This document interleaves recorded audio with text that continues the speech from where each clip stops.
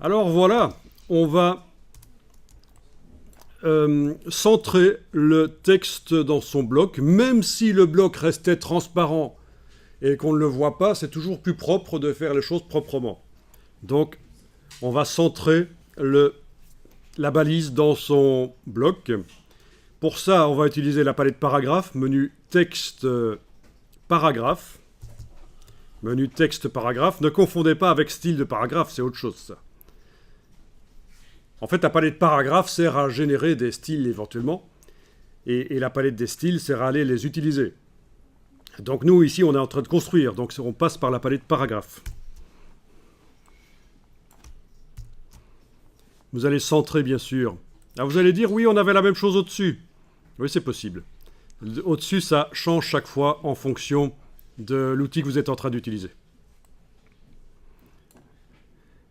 C'est la même chose en fait. La barre ici, au-dessus, la barre contrôle, vous montrera toujours des choses en rapport avec l'outil qui est activé. Oui, si c'est l'outil texte qui est activé, on a ici en effet la même chose. Voilà, vous avez centré horizontalement. Maintenant, on va centrer verticalement. Et pour ça, il faut aller dans les options du bloc. Le bloc qui contient la balise, là, on va faire en sorte qu'il centre le texte verticalement. Menu Objet.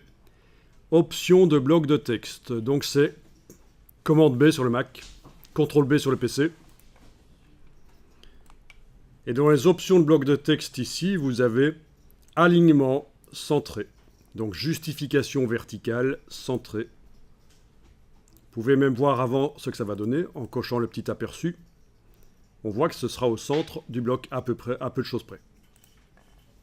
Ça dépend ce qu'on considère c'est quoi le centre de la lettre aussi. Vous avez dit de faire commande quoi? Ça dépend de ce qu'on considère qui est le centre de la lettre. Est-ce que c'est le bas de la lettre? Est-ce que c'est le milieu? Est-ce que c'est le dessus? Etc. Bon, mais en tout cas, voilà. C'est à peu près au centre. Alors, on va aller chercher la palette caractère maintenant pour modifier un peu l'aspect du caractère. Pourquoi pas? Je me dis, tiens, je vais peut-être mettre les numéros là en bas de la page. Et ils vont être dans un bloc circulaire en couleur. Voilà, pourquoi pas. Bon. On va commencer par le bloc, puisque pour le caractère, il va falloir l'adapter à la dimension du bloc. J'ai donc fait un bloc rectangulaire. C'est foutu, il aurait fallu que je fasse un bloc circulaire au départ. N'est-ce pas? Ils sont là. Ben non, on va convertir le bloc. On va dire... Tiens, ce bloc rectangulaire va être converti en un cercle, donc menu objet, convertir la forme, et vous choisissez ellipse. Menu objet, convertir la forme, ellipse. Et voilà, vous avez un bloc de forme elliptique. Oui, il y a toujours le cadre qui permet de le manipuler, mais si je clique à côté, voilà, on voit que c'est vraiment un bloc elliptique quand il n'est pas sélectionné. Je reclique dessus, il y a le cadre pour le manipuler, mais quand je clique à côté, on voit que c'est un bloc elliptique, il n'y a pas de problème. Le hashtag n'apparaît pas naturellement, un peu comme ça. Le hashtag qui est censé être là, c'est ça? J'ai dû le taper moi-même, en fait. Le hashtag aussi, donc... Non, le hashtag, ça veut dire qu'il y a une ligne. Il était là avant qu'on mette la balise, hein, dans le bloc. Est-ce que tu es en affichage normal? Oui, tu es en affichage normal? Ok. Mets-toi en affichage normal et regarde si tu as un hashtag qui apparaît là. Non? Va un peu voir dans le menu texte. Dans le bas du menu texte, est-ce qu'on te propose d'afficher les caractères masqués? Ok. Donc je vois pas pourquoi tu n'as pas la ligne, mais c'est pas grave. Et la balise, tu as réussi à la mettre? La balise... Avec le menu? Ça oui. Ok, ben ça marchera. Ça marchera.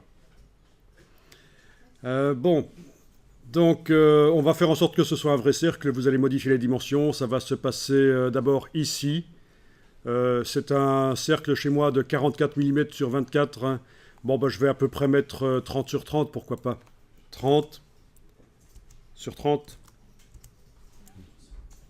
Bon, donc j'ai fait 30 tabulations. Hein. Pour valider ce que je mets dans les cartouches, c'est toujours la touche tabulation. C'est comme ça dans les logiciels Adobe. Hein. Par exemple, si je mets 25, tabulation, voilà, j'ai un bloc de 25. La touche tabulation, vous connaissez sur le clavier.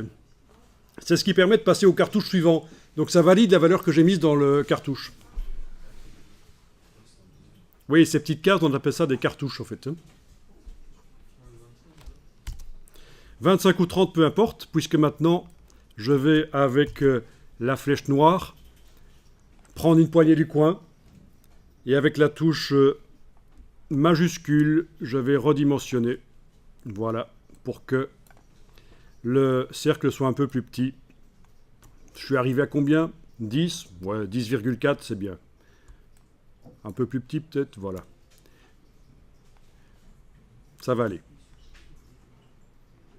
Donc c'est la touche majuscule pour conserver les proportions pendant que je manipule la dimension du cercle. Voilà, donc il faut prendre la poignée avec la touche majuscule enfoncée. Et il faut lâcher le bouton de la souris, puis la touche majuscule.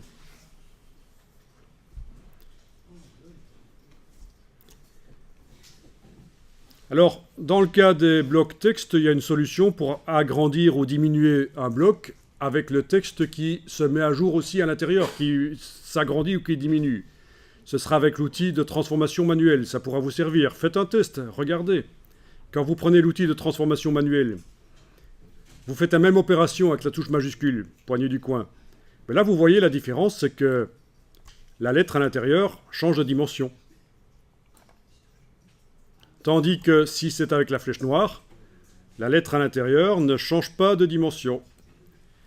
Donc on utilise l'un ou l'autre de ces outils quand on travaille sur des blocs texte en fonction de ce qu'on veut obtenir. Est-ce que le texte reste à la même dimension ou est-ce qu'il change de dimension avec le bloc ?